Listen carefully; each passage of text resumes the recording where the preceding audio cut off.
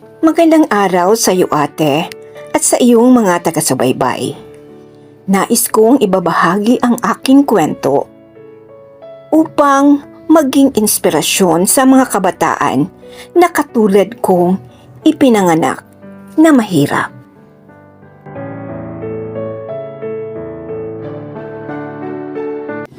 Dear Ate Kikay, ako po ay isang simpleng babae mula sa liblib ng barangay sa Quezon Province. Bata pa lang ako, naranasan ko na ang hirap ng buhay. 6 kaming magkakapatid at ako ang panganay. Maaga akong namulat sa responsibilidad. Sa edad na 9, nagtitinda na ako ng gulay sa palengke tuwing Sabado, kasama si nanay. Ang tawag nila sa akin noon ay Batang Tindera.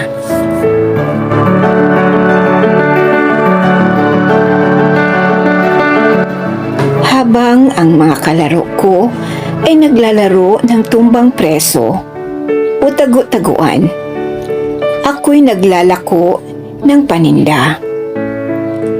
Hindi ko man naintindihan noon, pero unti-unti kong natutunan na ang bawat sentimong kinikita ko ay mahalaga.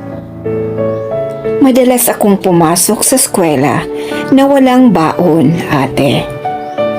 Pero dala ko ang pangarap kong makaahon.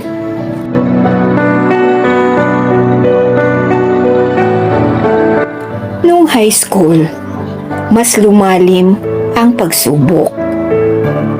Iniwan kami ni tatay at si nanay ay nagkasakit. Ako na ang tumatayong magulang sa mga kapatid ko. Tinda sa umaga, eskwela sa hapon, at aral sa gabi. Ilang beses akong muntik nang sumuko. Pero hindi ko pinayagang matalo ako ng pagod at lungkot. Lagi kong sinasabi sa sarili ko, kaya ko to para sa kanila. Para sa kinabukasan namin.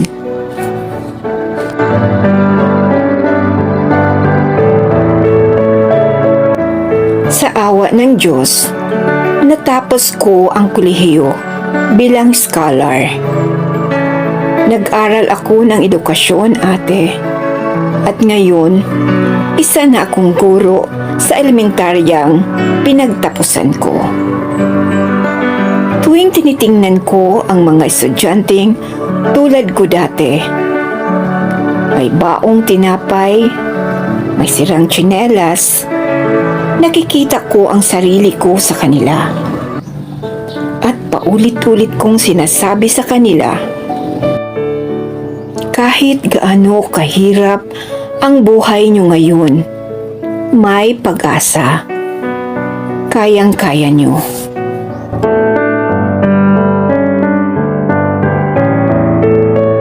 Alam mo, Ate Kikay, hindi ko man naabot ang marangyang buhay.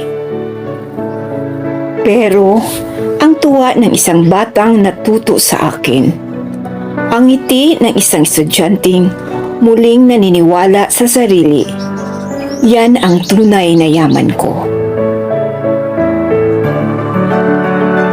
Mula sa isang dating batang tindera, ngayon ay gurong may pusong alay sa bayan.